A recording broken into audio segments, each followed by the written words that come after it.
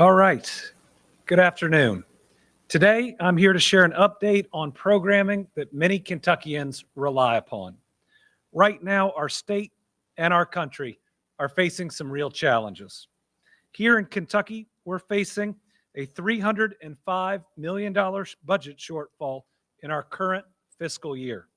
This is due in part to President Trump's tariffs and the negative impact they're having on the American economy. It's pretty simple from an economic standpoint.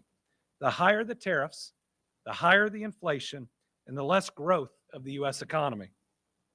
Unlike the federal government, Kentucky must balance its budget. We must operate just like our families within our means. So moderate cuts are coming this fiscal year. They are required under law. Remember, one of the reasons we're seeing so much economic development is we are viewed as a stable place to do business.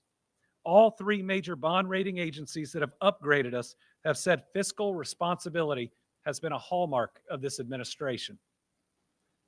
We're also feeling the impacts of the federal shutdown, which has now reached the 20-day mark.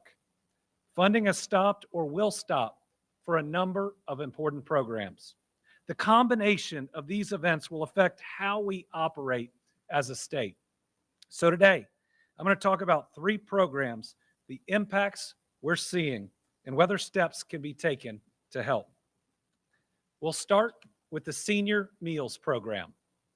Let me be clear, there have been no cuts to this program. In fact, my administration has directed more dollars towards senior meals than any other administration in state history. Before the pandemic, general fund dollars had not been directly allocated to this type of program. During the pandemic, federal dollars were provided to address senior hunger. As COVID funds expired, this administration and the General Assembly made the largest investment yet in general funds for this program, with $10 million appropriated for each of the 2 fiscal years. We've learned that our area development districts, or ADS, have nearly exhausted these funds, with more than half the fiscal year to go. My team has been working hard to find a solution, and it's not a simple budget transfer. Senior meals needed additional funds last year as well. We were able to fill the gap that year in 2 ways. First, we were able to provide one-time flexible federal ARPA funds. All of those have now been spent. There are no ARPA funds to address the current shortfall. We were also able to use some state funds, including vacancy credits, all of which are necessary to address that $305 million shortfall this year. So none of those funds are available either. So it was a bit more challenging. Thankfully, through the hard work of John Hicks, we were able to find a pot of money in the form of an appropriation to Medicaid for a study by LRC and the General Assembly, and then the implementation of that study within Medicaid. The original study was not done, and so the dollars are sitting there. From this appropriation, we are moving $9.1 million in funding to senior meals. My state budget director transferred these funds today after we discussed plans with the General Assembly leadership at the end of last week. I also requested that the General Assembly retroactively approve the movement of these dollars when they come back into session in January, which leadership has agreed to do. So again, this wasn't a routine or regular movement of budgeted dollars, but required we find a usable, specific pot of money. To be clear, such a pot likely won't be available in the future for this or other programs. No Kentuckian should face hunger.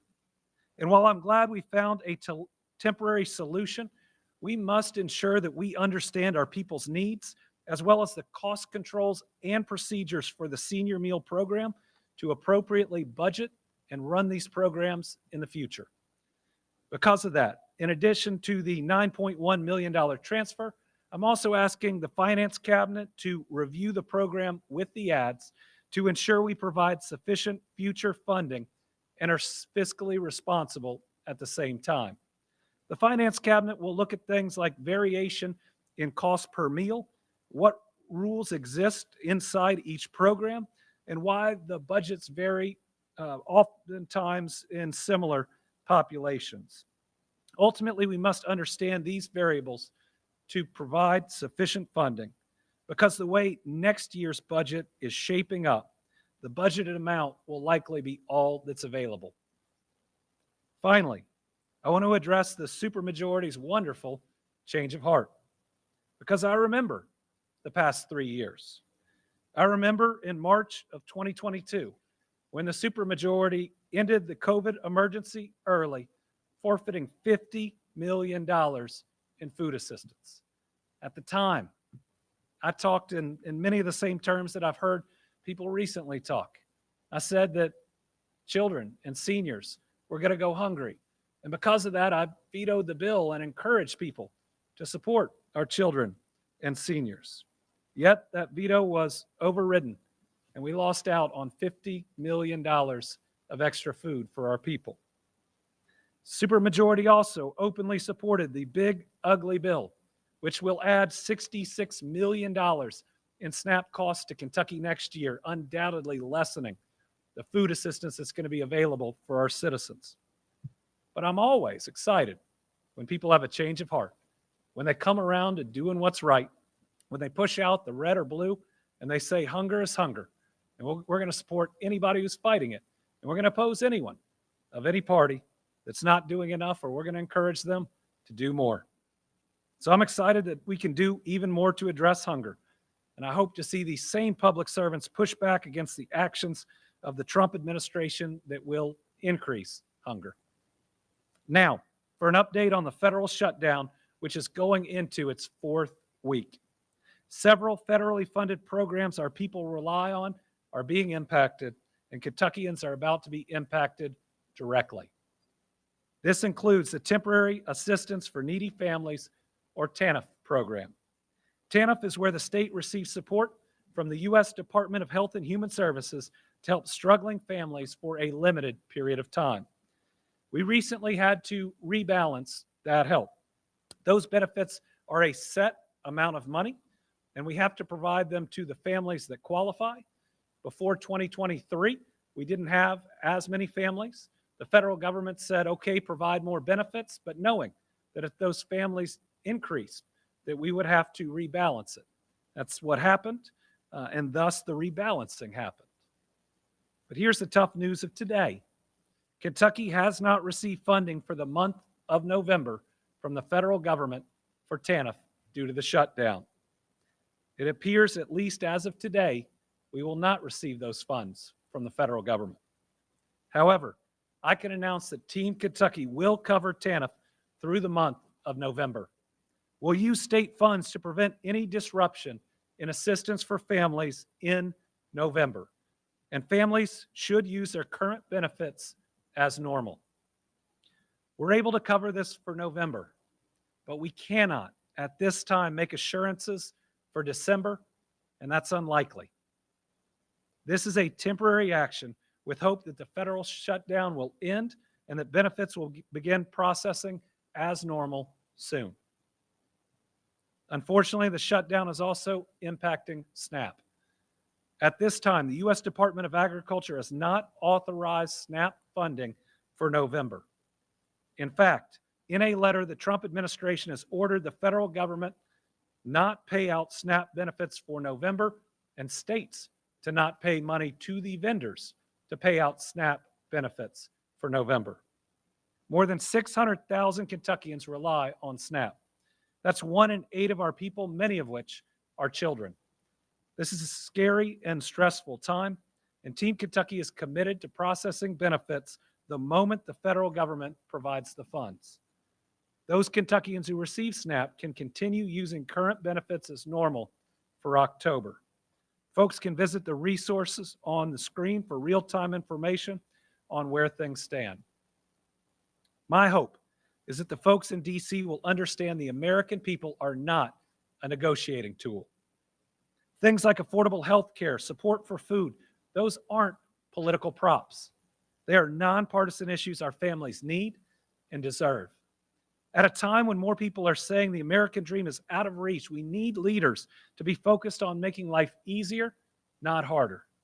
It's time they find a solution on healthcare to prevent so many people's premiums from going up and reopen the government to help families in two very important ways, because many families won't make it if both are not done. Now we have time for a few questions. We have a large list of virtual reporters. We will start out with Karen Czar. Thank you, Governor. Governor, how long do you anticipate the 9.1 will sustain the senior meals program? And can the state be reimbursed for anything that they are having to pay for once the government shutdown ends? Thank you. In the past, we have been able to float certain things like TANF and then get reimbursed afterwards. It is both our hope and our expectation that that will happen. Some states are deciding not to do it. Other states will do it. We're always going to err on the side of providing for our people. We talked to the ads today. This $9.1 million will be the maximum amount available through the end of the fiscal year, and everybody is going to adjust their programs accordingly. We all understand that there's a lot of need out there. The need continues to grow. We're going to try to balance this program with the funds that we have, and then we're going to use that time working with the ads, asking the right questions so the ads can educate us through the finance cabinet to understand the exact needs, where they are, and to make sure that we're putting all the best practices into place where we can feed as many people with the dollars that are available. Because this next budget is going to have some difficult decisions to make, and there's going to be limited resources in virtually every program that's out there. We've got to make sure that each and every one is going as far as it can. Bodie Brooks. Thank you, Governor. I've seen the question asked over how this pot of money can be reallocated for this program when, earlier we've had a dispute over funding for Senate Bill 151 that was a kinship care law. Can you walk me through some of the legalese that allowed this pot of money to be reallocated in this instance, but prevented it in Senate Bill 151's instance?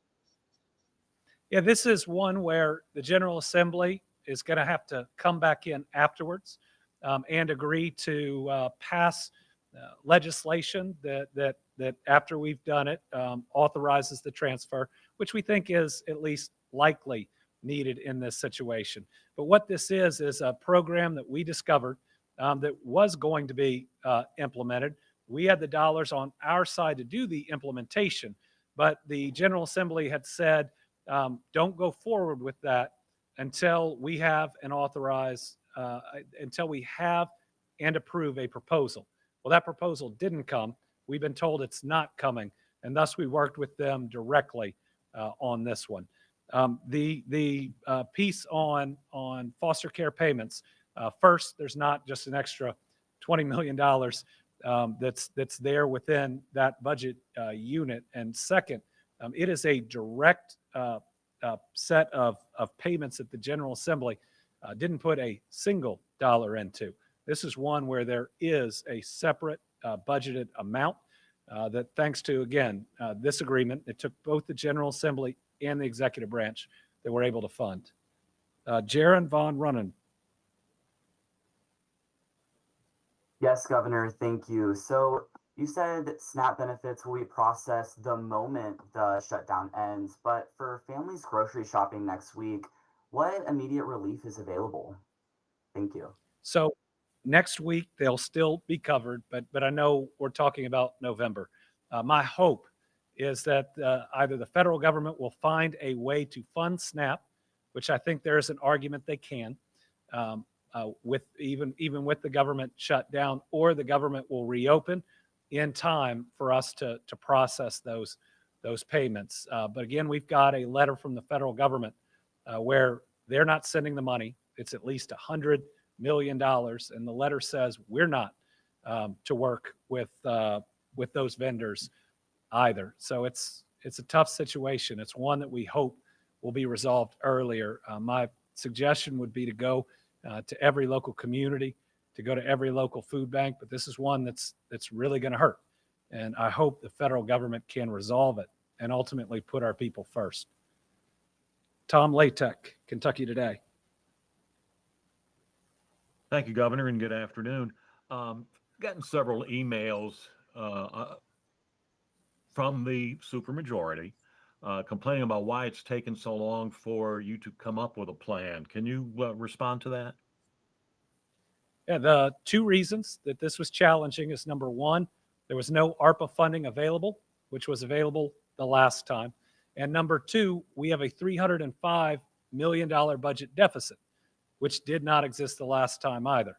So what the supermajority was saying is, oh, it's easy. You can just transfer a certain amount of money from one area to another. Well, Tom, we've got to cut all the areas because the law says we live under a balanced budget, just like each and every one of our families. So those dollars that would be transferred are necessary to reduce that budget, again, by $305 million. What we found is most times not available. There might not have been a solution here, but we were able to find one and, again, directly work with at least leadership of the General Assembly to get it through. But, Tom, let me just end by saying I'm glad that between March of 2022 and today, that they have changed their position on how strongly they support ending hunger in the Commonwealth, and I'm all for it. So listen, any push, any criticism where they want us to feed more people, I'm for, I will take, and we will work to make sure that no Kentuckian goes hungry. Mason Brighton, Spectrum. Governor, can you explain why the state did not ask for more than $10 million annually in the last budget for Meals on Wheels? So this isn't Meals on Wheels. That's a separate program overall, my understanding of how it all works. The cabinets each make an estimate of what will be needed for any fiscal year. The cabinet had a certain amount. The ads actually gave the higher amount to the legislature. The legislature ended up putting the total amount at the lower, which was 10 million. But let's just put it in context. So our budget had 10 million, and that was just a recommended budget. I think the ads put the request in for about 14 in the General Assembly, so that would be about 28. But what's been spent or spent and asked for is about 38. And so even if that amount had been in the budget, I think there'd still be a $10 million excess or overage that would have been needed for senior meals. So we would have been going through this same process. So again, that was, let me break it down. 10 million was provided last year, and we were able to find about $9 million additionally to support that. So that ended up being 19, not 14. This year there was 10 million. They need an extra 9.1, so that's 19 compared to 14.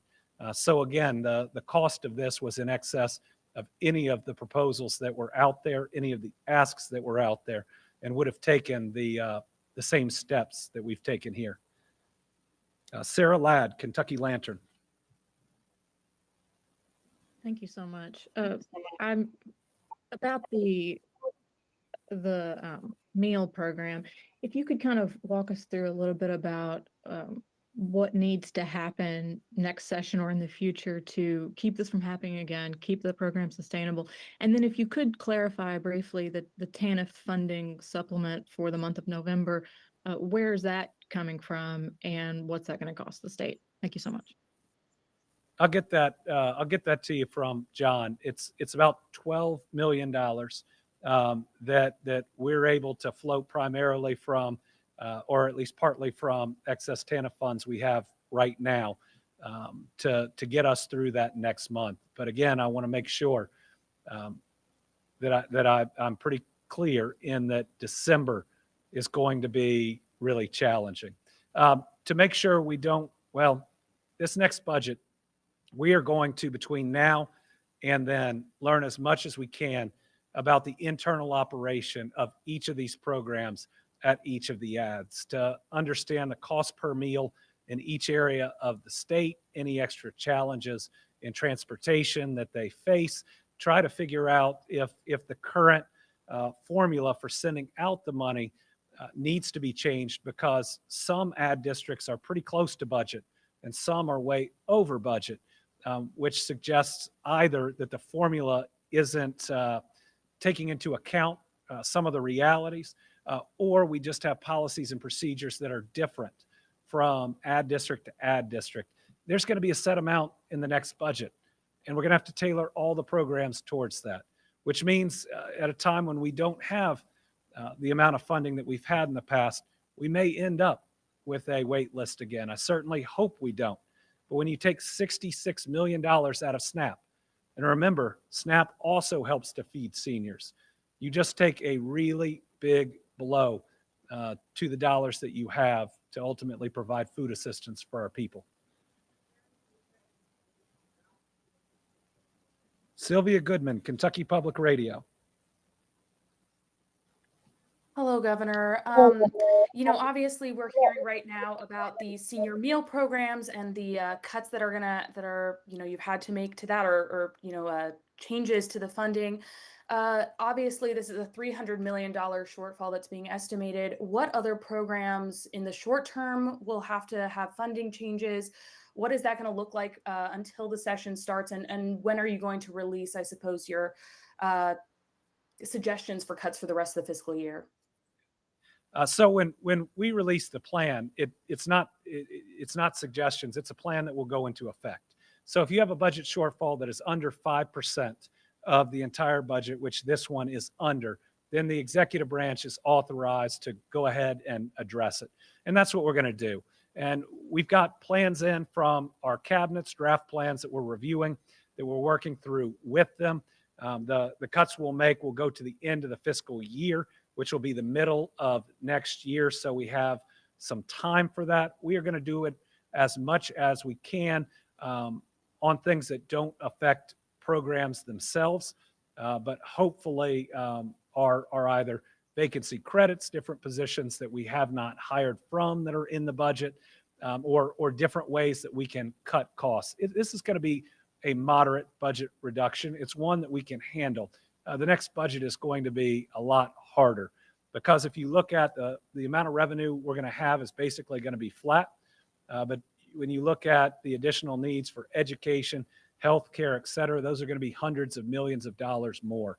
So I'm not concerned necessarily about this budget reduction. What it meant is there wasn't an extra $9 million laying on the table, but it didn't have us cutting any of the $10 million that had already been budgeted for senior meals. It's the next budget that's going to be a real challenge that may impact these programs directly, especially where the federal government is not providing the same level of help that they did before. David Winter.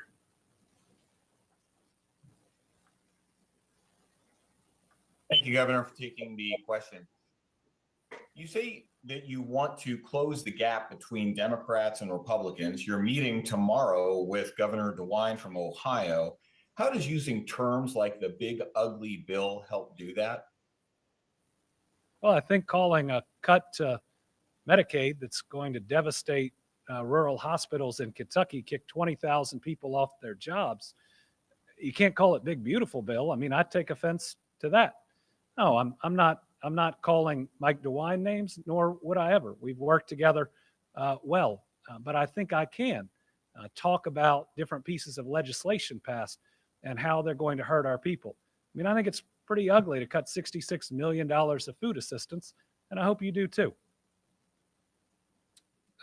Madison Porter, WKYT. Thank you, Governor.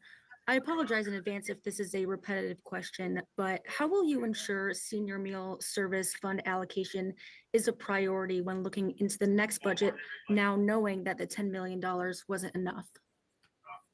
So we put out a recommended budget, and everybody will be able to see our priority based on the amount that we put in it.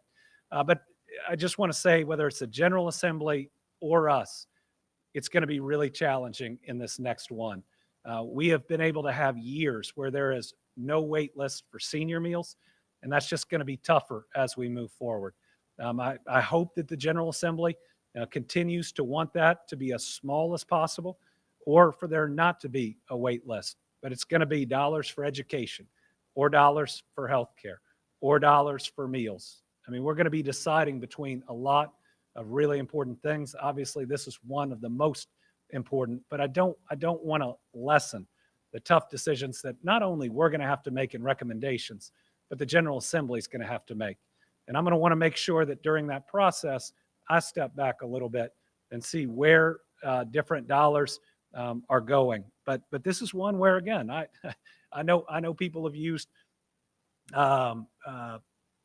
different words in describing how they think this process is going or what they want to happen. I'm just glad we have so many people who want to fight hunger this badly. And I think that means that the next budget is going to be better for senior meals than maybe it otherwise would have been. Isaiah Kim Martinez. Thank you, Governor. I was just curious because I spoke with a center in Nelson County who have adjusted their hours, their drive-through hours already because of some of these shifts and some of the spending. With that 9 million added, can you give us an example of maybe some of those changes that we could see kind of be common? I mean, are we going to see a lot of those roll back in hours? Will that be normal? I believe this money will restore most of what the ad districts had hoped and needed. We think this is very close to that overall number, though the number of seniors needing help is growing. All right, so this isn't just a specific number that's out there. It's one that's growing over time, and that's one of the biggest challenges the ad districts have faced, and that's something that we through the finance cabinet need to get a better grip on. I believe that most of what they've cut back on can be restored unless they decide to take a different approach, knowing the challenges that are ahead. But I think most of what's cut back can be restored, maybe not all. But I think those seniors that were worried about not getting their meals are going to be able to get them at least through the end of this fiscal year. And then we'll see how challenging that $66 million SNAP cut, how challenging some of the other things are that we face. And finally, Edward Marlowe from WKDZ Radio. Governor, thank you so much for the time. I was actually curious, why did something like this become what some have termed to be a political football? And do you anticipate the rubric maybe for seniors?